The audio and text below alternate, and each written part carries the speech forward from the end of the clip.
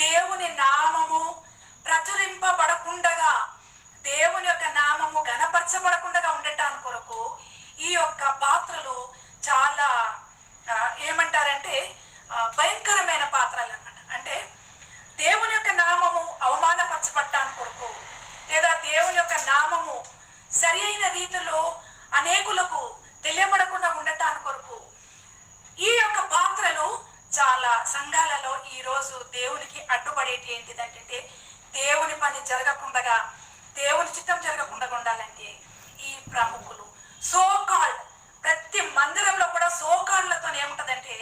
ప్రభు యొక్క పని జరగకుండా,